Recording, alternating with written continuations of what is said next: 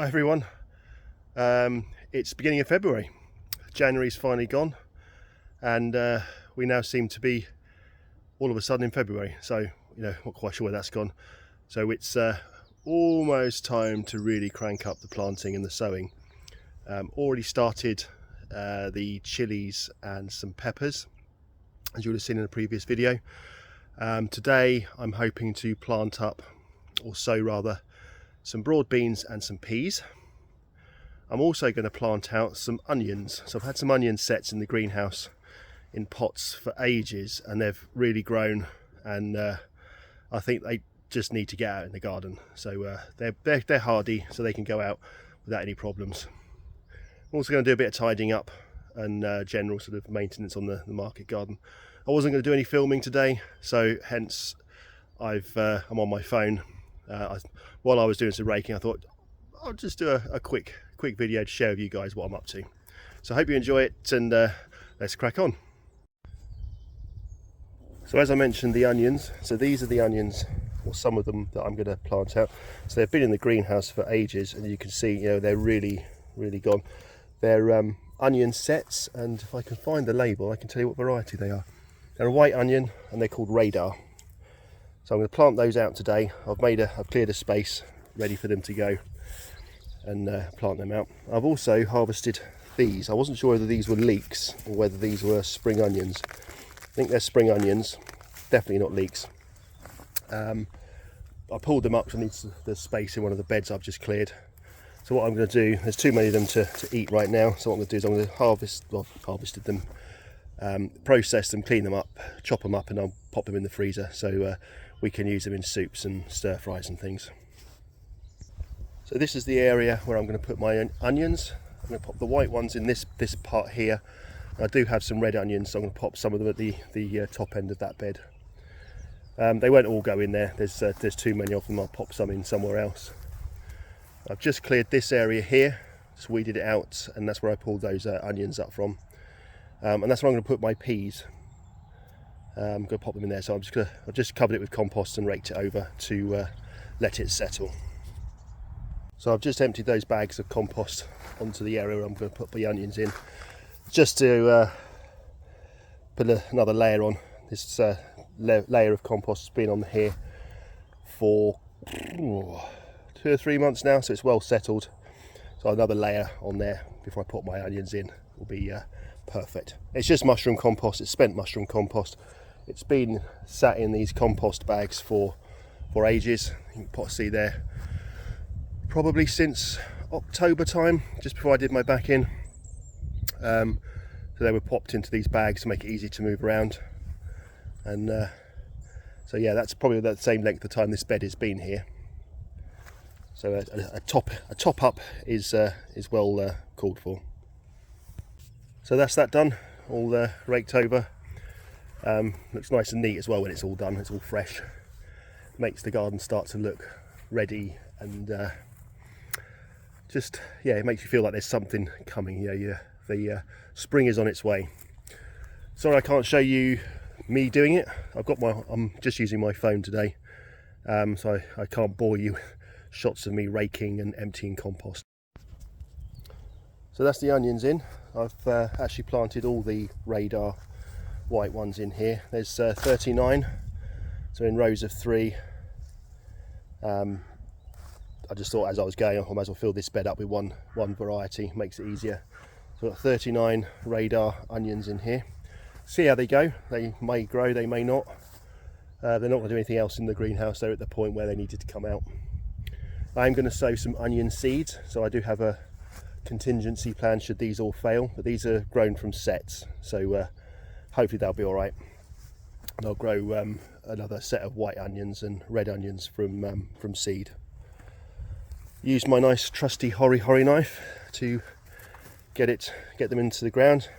And now, as you can see, it's a bit grubby, so I need to get that all cleaned up. But this is an amazing tool. If you haven't got one, you need to. It's brilliant, absolutely brilliant. So I'm going to plant, or sow, I keep saying plant, I should say sow. I'm going to sow some seeds, some peas. And this year I'm going to give the gutter method a try. So I've got a piece of guttering which I really need to use on a shed, but it was laying around, so I'm going to use it for my peas instead, and buy a piece of guttering for the shed. So basically what we do, apparently, never done it before, we fill the guttering with compost, scatter the seeds on, and then cover the seeds, let them grow, and once they've grown to about probably that sort of height, I would imagine, when the roots have well matted together, you then just slide the entire lot out onto the waiting bed. So that's the plan. So I'm going to try and film me doing it. It's really difficult with one hand, so I might just start it off and then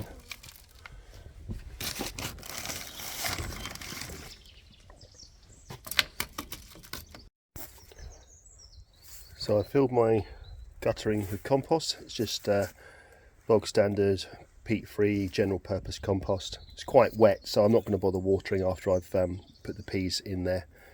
I don't want them to rot in there because there's no drainage holes. Okay, so just going to sprinkle them on. And there we go, all done and covered up.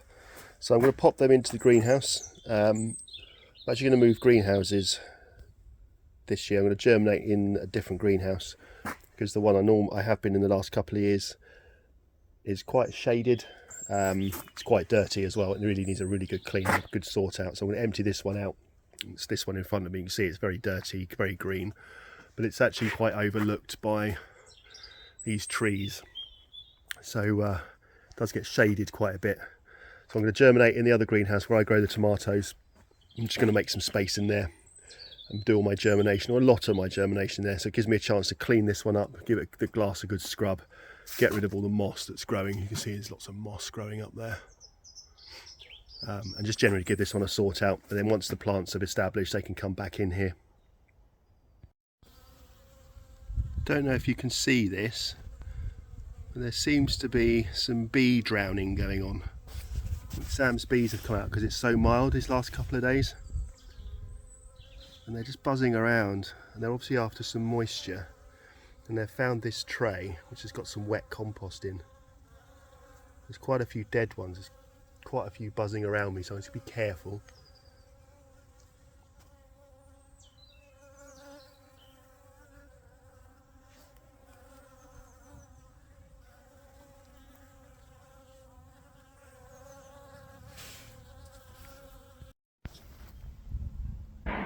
So I've tipped the moisture out, I've tipped the water out of this trough because the bees are really coming for it. They're after the water. So I've tipped the water out because obviously the water, they get stuck in the water, they can't get out, and then obviously they die. But the compost here is very wet, and there's little pools of water, so it's not quite so bad for them. But there's loads of them buzzing around. It's amazing. It's the 4th of February today, and to see the bees out already, it's really encouraging. It's a really good sign, hopefully, that we'll be able to build the colony back up after last year's wasp disaster. So here's the hive. As you can see, there's quite a bit of activity in and out. I'm not going to hang around here too much because I'm quite close to it. Obviously they're quite dopey, I don't want them to be spooked. So yeah, encouraging.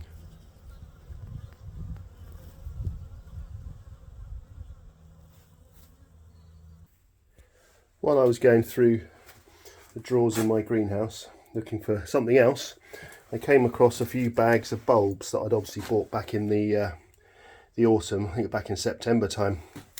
Popped in there, I never did anything with them. So I've just noticed that they've got some shoots on. So these are tulips. These are Carnival de Nice. They're a double late. So they're not going to do anything sat in the drawer.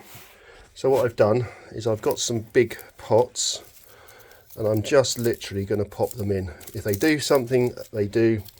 If they don't, well, I haven't really lost, well, I have lost, bought them and never used them, but they're not going to do anything sat in the drawer. So what I'm going to do, I've got a layer of tulips, and I'm going to put a layer of compost on there, and then on top of that I'm going to pop some narcissi, some dwarf narcissi.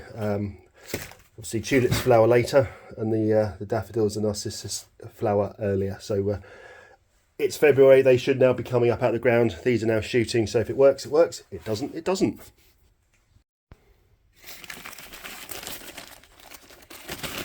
Try and do this one-handed, so excuse the camera shake.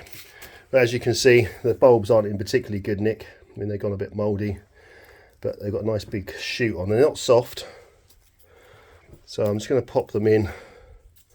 The theory is, the thought process is that if they grow, they flower, even if it's late, they produce something, then at least next year, or this year, yeah, this year, I can, once they're flowered, take them out and then plant them into the garden.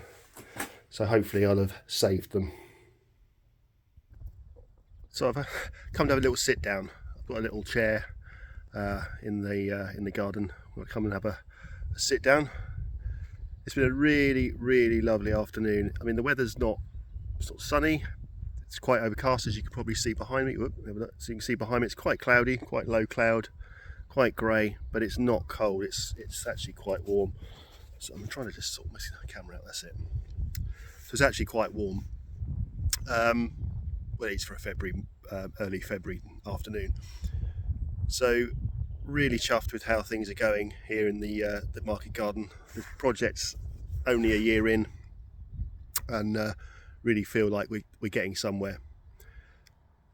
It's always nice at the beginning of February when you start planting and sowing seeds and planting things out.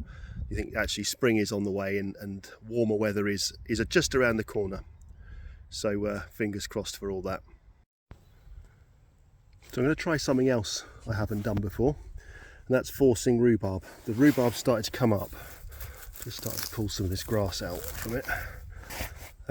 While it's still quite young, I'm going to try forcing it. So there are 3 rhubarb crowns in here. So there's 2, one here, there, and one further back there. These 2 are the same variety. They're a split crown. They were a gift from an old allotment neighbour who gave us a split crown for us, and gave it to us as we left. The other one is one I had down the allotment, which never did anything, but it seems to be perking up since it's been here. But I'm going to try and force this one and see what happens. I've got a bin, so I'm going to put this bin onto the rhubarb over the top. Because the bin has got some very small holes in, it's obviously at some point was going to be used for something to water drained out of it. So I'm going to pop a compost sack on top with the paving slab on top so it doesn't move. So there we go, upturned bin on top of the crown of rhubarb. See how it goes. No idea if it's going to work. I've never done it before. I've got these 2 which we can pick from this year anyway, because what you're supposed to do, once you've picked this forced rhubarb, you're supposed to then leave it to then settle, to recover from the forcing. There's another crown in this bucket here which I think I need to put in the garden somewhere, so that's a task for probably next weekend. I've just sowed 24 broad bean seeds. Not sure they're going to be any good. The seeds were quite old seeds, but I thought I'd just use them up and see what happens. I've got plenty more fresh seeds which I'll sow a bit later on. The compost as well is very wet. It's been left outside, so it's quite, well, it's not quite, it's very wet and actually quite smelly, so hopefully they'll be all right. Obviously broad bean seeds can't smell, so they don't care, but yeah, we'll see. So I popped them in this greenhouse, and this greenhouse is just by where the bees were and still are. They are literally flying around that empty tray of sort of wet compost. There's so many of them around, it's incredible. Well, I think that's going to be it. I think it's just hopefully a short video. Got quite a bit done this afternoon. It's still, what time is it? Oh, I don't know, my watch has gone off. It's probably coming up to 3 o'clock in the afternoon, so it's got about another hour, a couple of hours of daylight, but going to carry on pottering about and getting on with a few more bits. But again, thanks for watching. Thanks for your support on the channel. The last few videos of the number of views has really rocketed, so thanks ever so much for watching, and hopefully you'll keep on. Don't forget to hit the subscribe button and also the bell notification to be notified of any upcoming or any videos that I put out. Apologies if I keep sort of darting my eyes around, but there are bees kind of suddenly buzzing around, so I'm going to say cheerio. Thanks for watching. I'm going to make a hasty exit.